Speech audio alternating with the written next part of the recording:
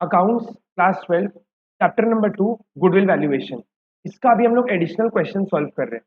ये क्वेश्चंस आप लोग के टेक्स्ट बुक में आपको नहीं मिलेगा, पर जहाँ पे आप लोगों का अनसॉल्व्ड क्वेश्चंस खत्म होता है उसके बाद आप लोगों को एक क्यूआर कोड दिया हुआ रहेगा। आप उस क्यूआर कोड को स्कैन करके ये पीडीएफ डाउनलोड कर सकते हैं।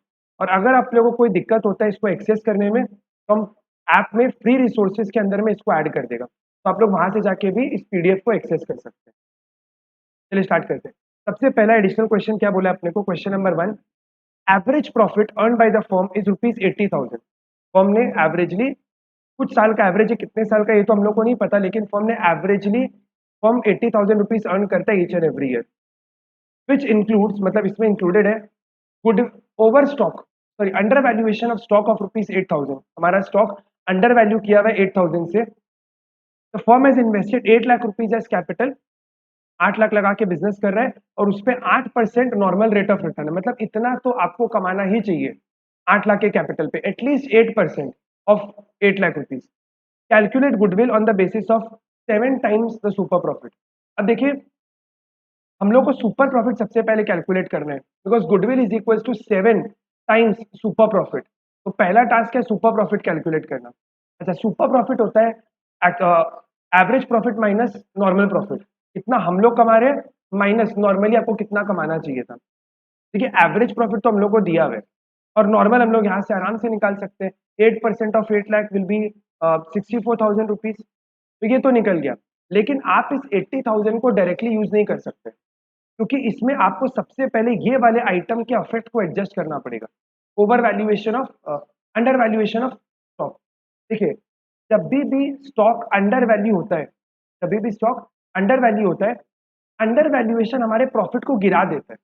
अगर आप अपने स्टॉक को अंडर वैल्यू करके रखोगे तो आपका उस पर्टिकुलर ईयर का प्रॉफिट गिर जाएगा। तो अगर आपको इस अफेक्ट को ठीक करना है तो आपको रेस्पेक्टिव प्रॉफिट में उस अमाउंट को ऐड बैक करना पड़ेगा। सर वापस बोलिए, बात देखिए, अगर कोई भी पर्टिकुलर ईयर में आपका क्लोजिंग स्टॉक अंडर वैल्यूड है, if your closing stock is under valued, then your profit will be under stated, आपका प्रॉफिट कम दिख रहा होगा। क्योंकि देखिए, क्लोजिंग स्टॉक जो होता है ना, वो ट्रेडिंग के क्रेडिट साइड में आता है, आप उसको इनकम साइड बोल सकते हैं। तो अगर इनकम अंडर स्टेटेड होगा तो पक्का आपका प्रॉफिट भी अंडर स्टेटेड होगा 100%। अगर इनकम कम तो प्रॉफिट भी कम। तो इस चीज को ठीक करने के लिए आपको क्या करना पड़ेगा, प्रॉफिट को बढ़ा दीजिए वापस। तो हम लोग क्या करेंगे, इस प्रॉफिट में 80,000 जो अपने को दिया हुआ एवरेज प्रॉफिट, इस 8,000 को एडजस्ट कर देंगे। देखिए कैसे कर सकते हैं। Question number 1, super profit is equals to average profit minus normal profit. ठीक है, एपी लिखते हैं एवरेज प्रॉफिट को, average profit minus normal profit. अब देखिए एवरेज कितना है, 80,000 हम लोग को दिया हुआ है, लेकिन ये अंडर स्टेटेड है, तो आप 8,000 को इसमें ऐड कर दीजिए वापस, 88,000। नॉर्मल कितना है, 64 हम लोग निकाल चुके हैं, 8% ऑफ 8 लाख इज 64। तो डिफरेंस जो आएगा that is your super profit. ये गुडविल नहीं है, ये सुपर प्रॉफिट है कि आप एक्स्ट्रा कितना कमा रहे हो।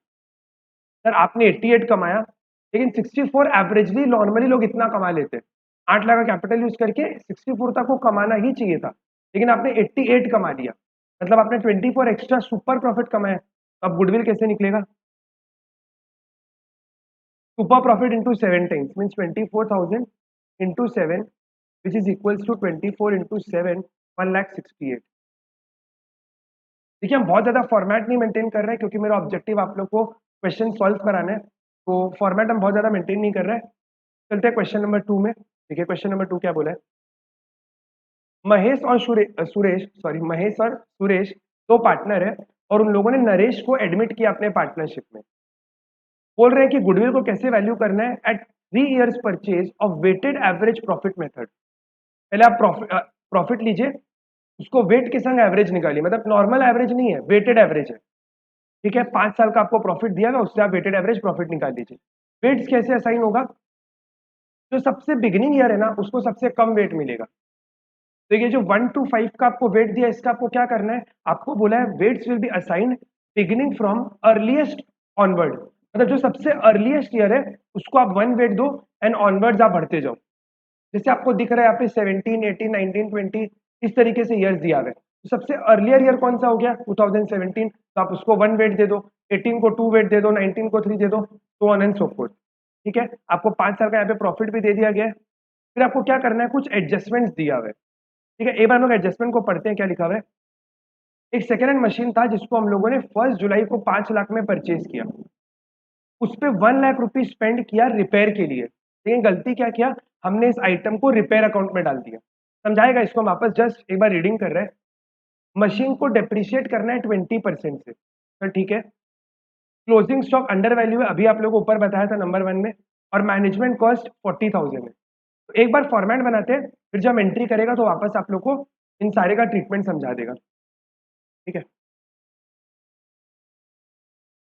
Question number 2। ठीक है, फॉर्मेट आपका जैसे मन आप फॉर्मेट बनाओ, कोई दिक्कत नहीं है। मेरे को ये फॉर्मेट समझ में आता है और जनरली बुक्स वगैरह में भी यही प्रिस्क्राइब किया है। आप ये भी फॉर्मेट यूज कर सकते हैं, आपको कोई और जमता है तो आप वो भी फॉर्मेट यूज कर सकते हैं। ठीक है, सबसे पहले अपने को ईयर्स लिखना है। तो सपोज जैसे देखिए 2017 दिया हुआ था, 18 है, 19, 20 और 2021। ठीक है, अब देखिए सबसे पहले आपको हर साल का प्रॉफिट दिया हुआ है, तो एक बार प्रॉफिट को कॉपी पेस्ट कर लेते हैं। 125, 140, 1,25,, 1,40,, 120, 55,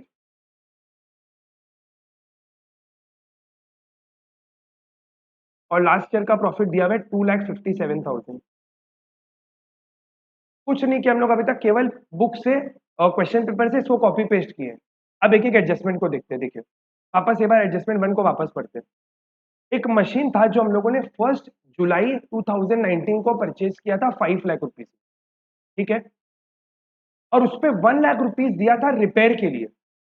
अब देखिए ध्यान से आप लोग समझिए, क्लास 11 में आप लोग ये कॉन्सेप्ट सीखता है कि कोई भी एक्सपेंडिचर अगर हम असेट पे करें पुट टू यूज से पहले, जब तक वो असेट आपके यूज में नहीं आए उससे पहले हम जितना भी खर्चा उस पर करें वो सारा कैपिटल एक्सपेंडिचर होता है। वो सारा कैपिटल एक्सपेंडिचर होता है। किसी भी एक्सपेंडिचर को अगर हम असेट के पुट टू यूज, जब तक वो असेट यूज में नहीं आया उसके पहले जितना भी हम एक्सपेंस उस पर करें वो सारा कैपिटलाइज होता है। कैपिटलाइज का मतलब वो असेट के कॉस्ट में ऐड हो जाना चाहिए था। लेकिन देखिए आपने क्या करके रखा है, 1 lakh rupees were spent on it was wrongly debited to repair account. मतलब सर वो उसका जर्नल एंट्री होना चाहिए था, ध्यान से देखिएगा, मशीन टू कैश, असेट के कॉस्ट में ऐड होना चाहिए था, लेकिन आपने उसको क्या कर दिया, रिपेयर्स टू कैश, आपने उसको भूल से पीएल में डाल दिया। ठीक है, वो होना चाहिए, it was a balance sheet item, but आपने उसको भूल से पीएल में डाल दिया। अब अगर आप किसी आइटम को पीएल में डाल दोगे तो क्या होगा, आप सोच के देखो, आपका पीएल डेबिट हो जाएगा। सर रिपेयर तो पीएल के डेबिट में जाता है ना। कोई भी आइटम को अगर हम लोग एक्सपेंडिचर ट्रीट कर लें और उसको पीएल में डाल दें तो हमारा उस पर्टिकुलर ईयर का प्रॉफिट कम हो जाएगा। सर एक्सपेंस डालने से प्रॉफिट कम होगा ना, बट आप सोच के देखो, क्या आपका प्रॉफिट एक्चुअली गिरना चाहिए था? क्या ये रिपेयर पीएल में जाना चाहिए था? The answer is no. Sir ये बैलेंस शीट आइटम है, एसेट के कॉस्ट में ऐड हो जाना चाहिए था। तो अगर ये एसेट के कॉस्ट में ऐड होता, अगर ये एसेट के कॉस्ट में ऐड होता तो ये पीएल में नहीं जाता, पीएल में नहीं जाता तो प्रॉफिट कम नहीं होता। तो अभी आपको क्या करना पड़ेगा, प्रॉफिट को बढ़ा दीजिए 1 लाख रुपए से। वापस एक बार बोलते हैं, देखिए अगर आपका कोई भी एक्सपेंडिचर बढ़ता है तो मान के चलिए आपका प्रॉफिट कम हो जाएगा, और ये बहुत लॉजिकल चीज है, सर खर्चा बढ़ेगा तो प्रॉफिट कम होगा। अच्छा, अगर मान लीजिए आपका प्रॉफिट कम हो गया, क्या ये जेन्युइन है? सर नहीं, ये पीएल में जाना ही नहीं चाहिए था, ये जाना चाहिए था आपके बैलेंस शीट में। तो क्या ये गया है क्या? हाँ। क्या आपके 2019-20 के प्रॉफिट को कम कर दिया होगा? Answer is yes. आप इसको ठीक कर दीजिए। अब देखिए, अब एक सेकेंड बाद, 1 जुलाई को ये ट्रीटमेंट किया गया, ये ट्रांजैक्शन 1 जुलाई को हुआ है। अब आप पहले आराम से सोचो कि ये कौन से पीरियड में जाना चाहिए, एज इन कौन से फाइनेंशियल ईयर को इम्पैक्ट करेगा। अब ये सोचना बहुत सिंपल है, सर ये कौन से पीरियड के बीच में आता है? 1 अप्रैल 2019 से लेके 31 मार्च 2020 के बीच में ही कहीं ना कहीं आएगा। मतलब ये पक्का 55,000 को इम्पैक्ट करेगा, क्योंकि ये तो ईयर एंडिंग 2020 है ना, तो ये 1920 को डिनोट कर रहा है। मतलब पूरे 1920 में आपने 55,000 का प्रॉफिट कमाया है, लेकिन आपने गलती क्या किया, 1 लाख रुपए को गलती से पीएल में डाल दिया। अगर उसको पीएल में नहीं डालते तो ये आपका प्रॉफिट 55 नहीं दिखता, ये उससे ज्यादा दिखता। कितना ज्यादा दिखता? सर 1 लाख रुपए ज्यादा दिखता। तो आप क्या करो, 2020 में इस आइटम को वापस एड बैक कर दो। तो हम लोग क्या करेंगे, सबसे पहला वाला एडजस्टमेंट क्या लिख, आप इसको कुछ भी आइटम लिख सकते हैं, रिपेयर, या आप ऐसा लिखो,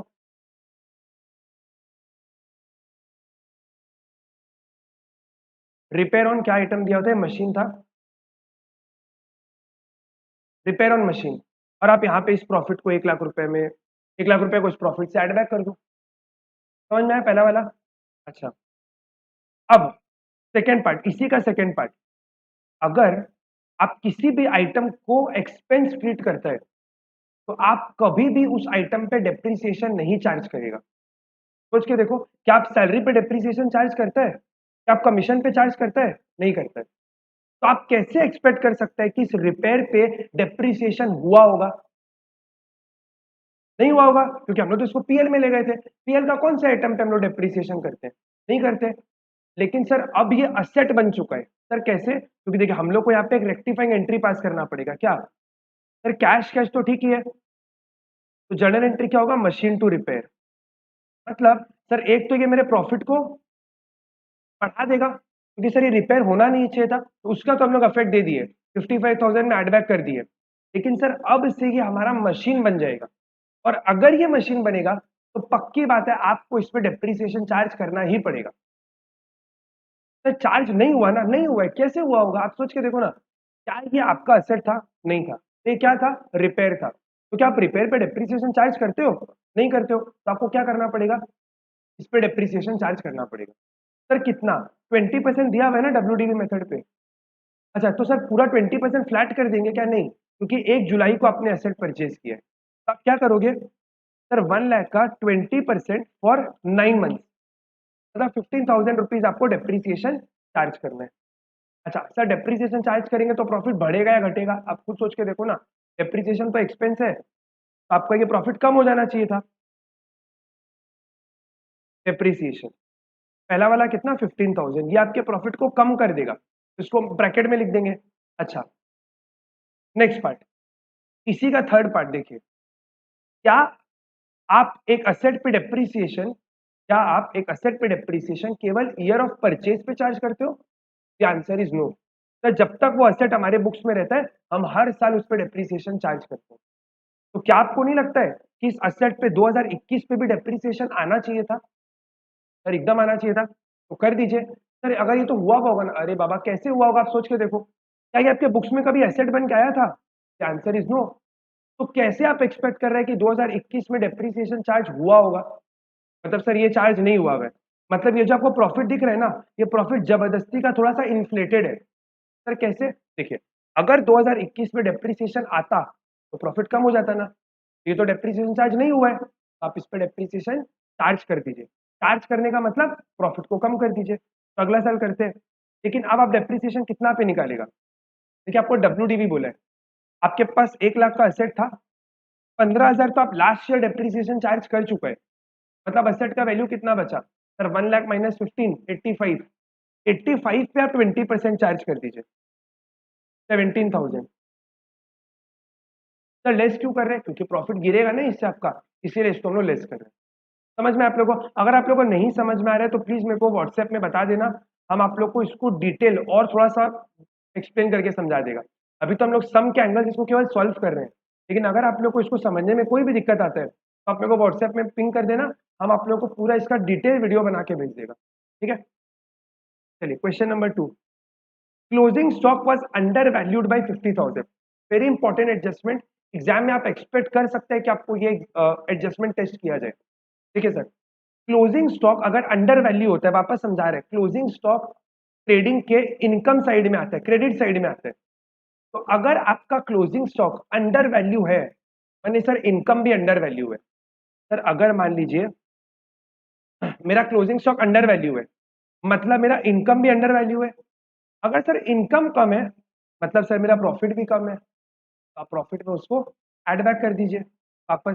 कौन से ईयर के? सर 2020 में वापस प्रॉफिट में इसको एड बैक कर दीजिए। प्रॉफिट आपका ज्यादा होना चाहिए था, आपने कम लिख के रखा है, तो अंडर वैल्यूएशन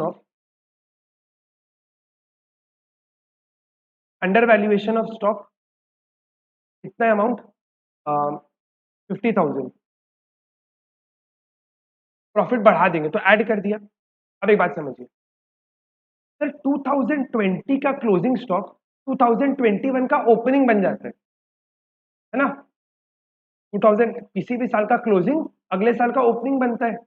अच्छा, अगर मान लीजिए सर मेरा क्लोजिंग स्टॉक अंडर वैल्यूड है, मतलब पक्का मेरा ओपनिंग स्टॉक भी अंडर वैल्यूड होगा अगले साल, मतलब सर नेक्स्ट ईयर कौन सा हो गया, 1 April 2021, sorry 1 April 2020 to 31 March 2021।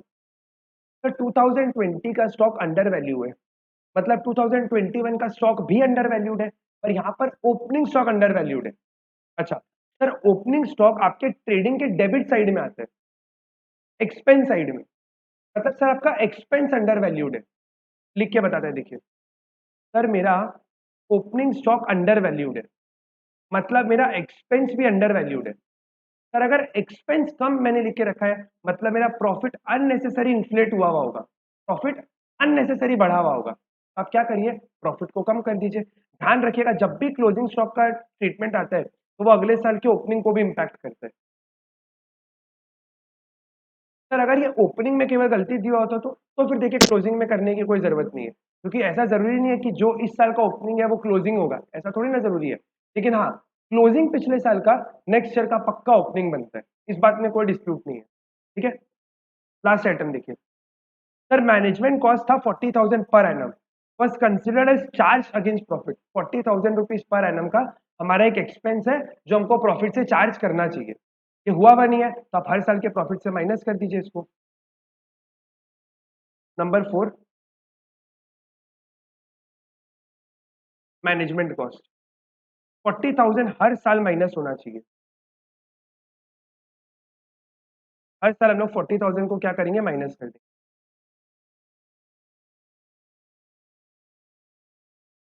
ठीक है, अच्छा उसके बाद आप सम खत्म है आपका, आपको ये इनकरेक्ट प्रॉफिट था उसमें आपने एडजस्टमेंट्स कर लिया, और अब आपको क्या निकालना है कि आपका एक्चुअल प्रॉफिट कितना होना चाहिए था, आप वो निकाल लीजिए। तो sir 125 minus 40 85,000, 140 minus 40 1 lakh, sir 220 minus 40 80, इसको कर लेते हैं 55 plus 1 lakh minus 15,000 plus 50,000 minus 40, इस कम्स टू 1,50,000।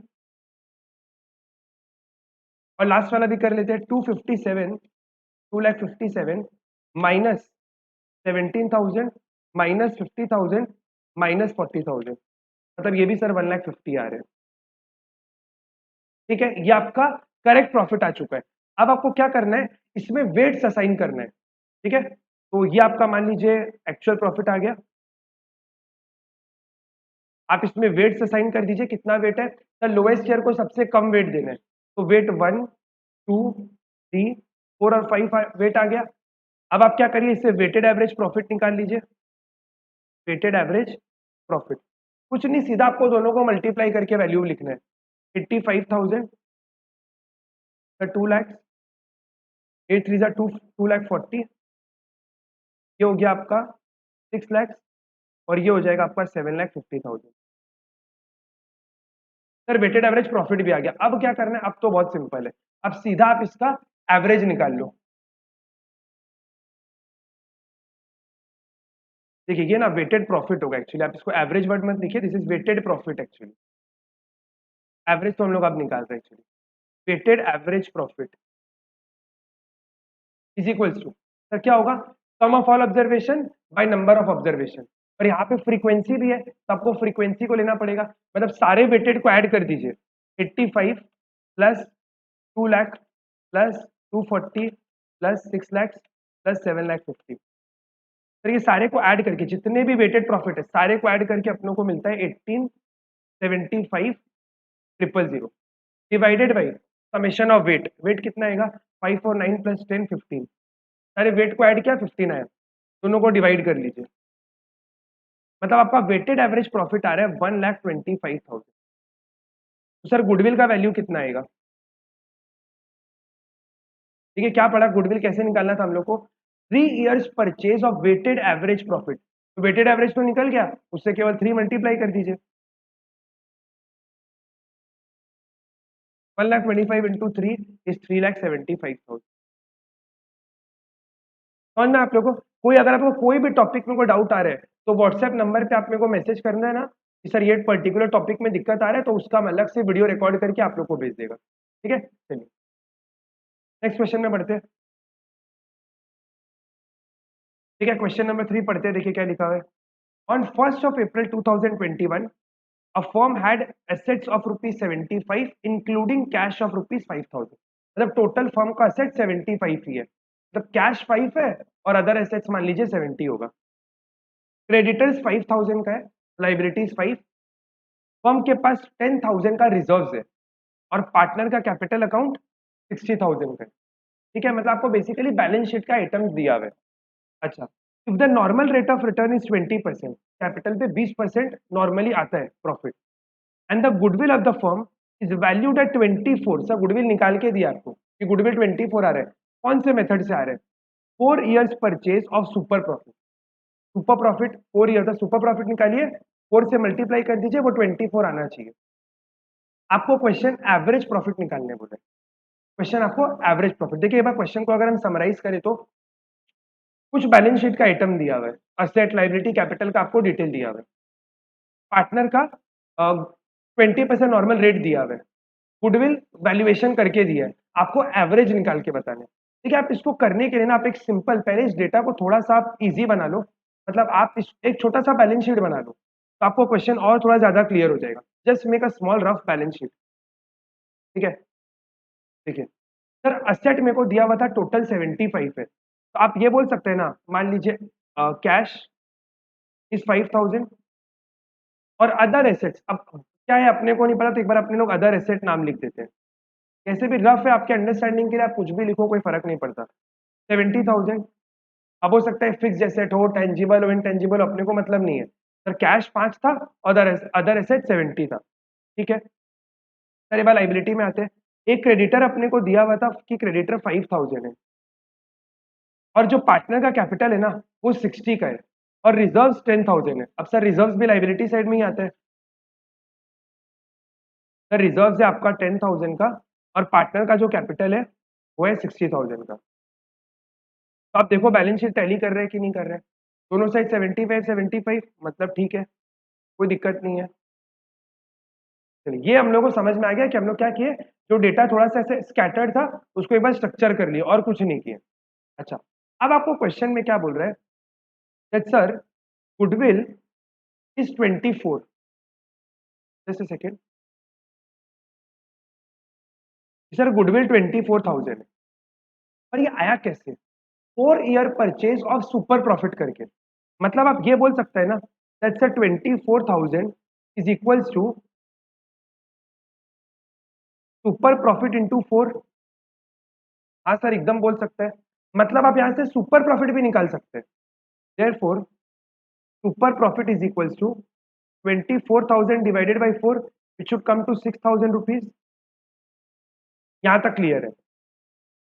अब आपको देखिए एवरेज निकालने बोले, तो आप पहले सुपर प्रॉफिट के फॉर्मूला को एक्सपेंड करो। तो अब आप क्या करो, सबसे पहले सुपर प्रॉफिट का फॉर्मूला एक्सपेंड करके देखो, क्योंकि सर सुपर प्रॉफिट में तो एवरेज आ जाता है। अच्छा, super profit is equals to average profit minus normal profit.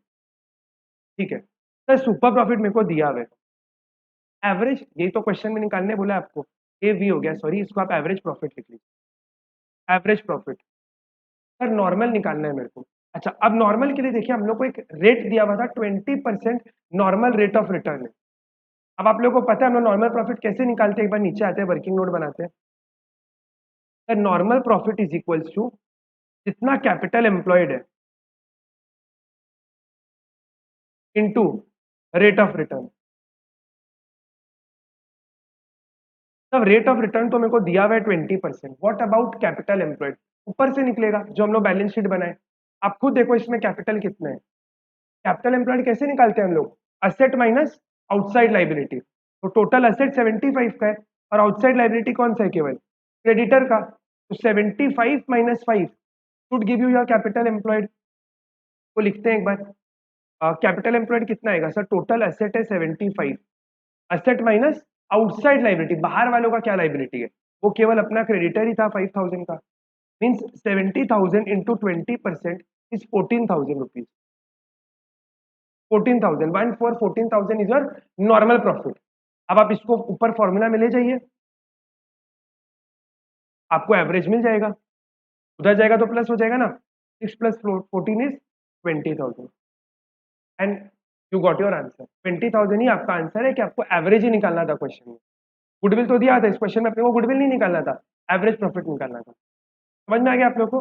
ठीक है, ये जितना भी क्लास स्लाइड है, अगर आप लोग को चाहिएगा तो हम इसको भी फ्री रिसोर्सेज में अपडेट कर देगा, तो आप ऐप में फ्री रिसोर्सेज में जाके ये क्लास स्लाइड, क्वेश्चन सब कुछ का एक्सेस कर सकते हैं।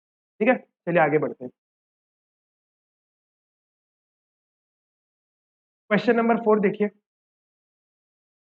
Sir average profit of the firm is ₹3 lakh, average खुद का कमाया हुआ 3 लाख है।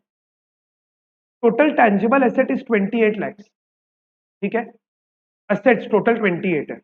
आउटसाइड लाइबिलिटी, सुना सुना वर्ड लग रहा है, अभी जस्ट किए sir, asset minus outside liability is capital. In the same type of business similar nature में 10% तो कैपिटल एम्प्लॉयड पे कमाना ही है आपको, इतना तो आपका आना ही चाहिए। Calculate goodwill by capitalization of super profit. Sir इसका फॉर्मूला क्या होता है, पहले सुपर प्रॉफिट निकालिए, उसको 10% के रेट से डिवाइड कर दीजिए, आपको गुडविल का आंसर मिल जाएगा। तो क्वेश्चन नंबर 4 देखिए आप लोग, सबसे पहले आपको यहाँ पे क्या चाहिए, सुपर प्रॉफिट। अब सर सुपर प्रॉफिट कैसे आता है, average profit minus normal profit. Sir average तो क्वेश्चन आपको निकाल के दिया है 3 लाख रुपीज, इसको तो कॉपी पेस्ट करते हैं, माइनस नॉर्मल प्रॉफिट आपको निकालना पड़ेगा, तो नॉर्मल का वर्किंग करते हैं। नॉर्मल प्रॉफिट कैसे आएगा, normal profit is capital employed into normal rate of return, normal rate of return. Sir capital employed कैसे निकलेगा, वही asset minus outside liability. Asset कितना है, सर 28 लाख का असेट है और आउटसाइड लाइबिलिटी 8 लाख रुपीज का, तो 28 लाख का असेट माइनस 8 लाख का outside liability into normal rate of return is 10%। मतलब सर 20 लाख का 10% is how much, 2 lakh rupees. 20 lakh का 10% इज 2 लाख और आपको मिल गया नॉर्मल, उसको माइनस कर दीजिए। सुपर प्रॉफिट कितना आ गया, 1 लाख का सुपर प्रॉफिट आ गया। आंसर खत्म नहीं हुआ, आपको यहाँ पे गुडविल कैलकुलेट करना है। Goodwill is equals to super profit divided by normal rate of return. Super profit आ रहा है आपका 1 लाख का और नॉर्मल रेट ऑफ रिटर्न आ रहा है आपका 10% का, आप इसको डिवाइड करेगा तो आंसर 10 लाख आ जाएगा।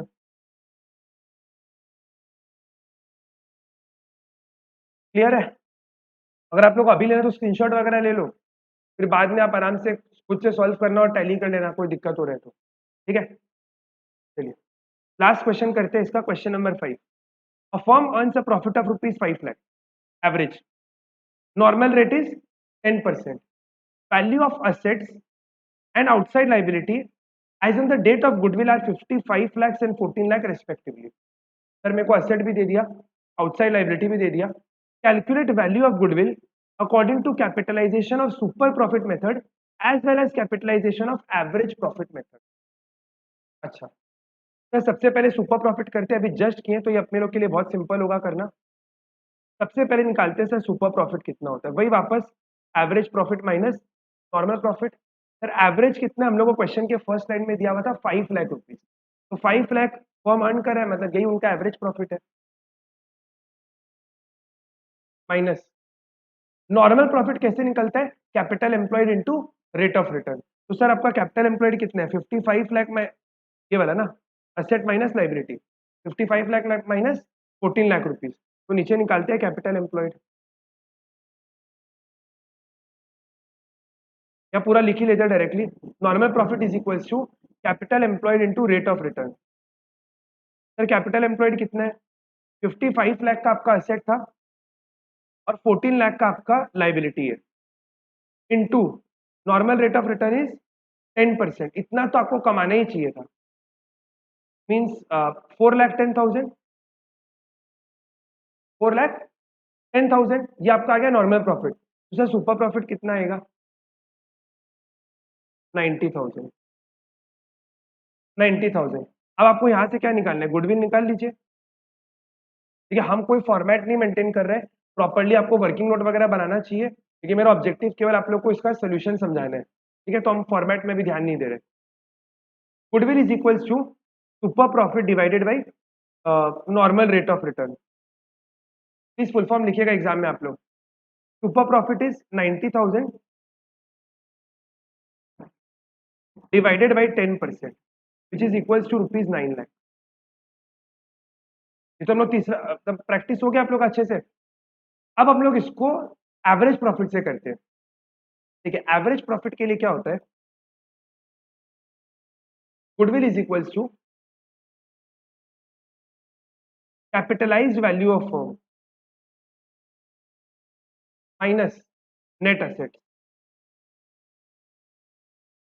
मतलब आपके फर्म का कैपिटल वैल्यू कितना है, आपके फर्म का कैपिटल वैल्यू कितना है।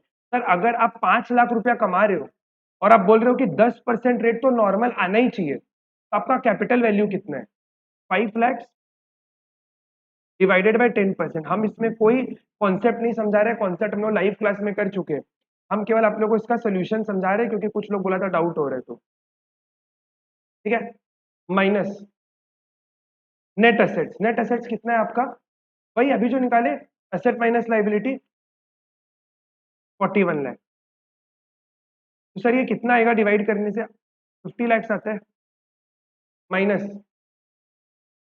41 lakh, the difference is 9 lakh, और यही हमारा गुडविल है। कैपिटलाइज वैल्यू ऑफ फर्म एक बार वापस बता देता है, जो भी आपका नेट प्रॉफिट होता है जो आपने कमाया, और 10% आपका नॉर्मल रेट ऑफ रिटर्न है, मतलब इतना तो सर आपको कमाना ही चाहिए था, नॉर्मली हर कोई कमाते हैं। तो अगर आपने 5 लाख रुपया कमाया तो उसका आज का कैपिटल वैल्यू कितना है, 5 लाख जो प्रॉफिट तो सर कैपिटल लगा के आता है ना, आप कैपिटल बिजनेस में पंप करते हो, उससे आपको प्रॉफिट आता है। तो 10% के हिसाब से आपका फर्म का कैपिटल वैल्यू कितना होना चाहिए था, सर 50 लाख होना चाहिए था, और है कितना, 41 लाख है। तो डिफरेंस क्या है, गुडविल का है। तो 9 लाख आपका गुडविल हो गया। आई होप आप लोगों को 5 क्वेश्चन समझ में आ गया होगा। बहुत टाइम तो नहीं लगा। अच्छा, नेक्स्ट वाला जो सेशन होगा उसमें हम आप लोग को इसका मास्टर क्वेश्चन सॉल्व करके दे देगा। कोई तरीके का आप लोगों को दिक्कत होता है तो प्लीज आप लोग व्हाट्सएप में मेरे को मैसेज कर देना कि इस पर्टिकुलर सेगमेंट में थोड़ा दिक्कत है, तो हम उसका एक डिटेल वीडियो बना के आप लोग को भेज देगा। ठीक है, चलिए bye bye, take care, thank you, ध्यान रखो आप लोग अपना, मिलते हैं अगले क्लास में, बाय बाय।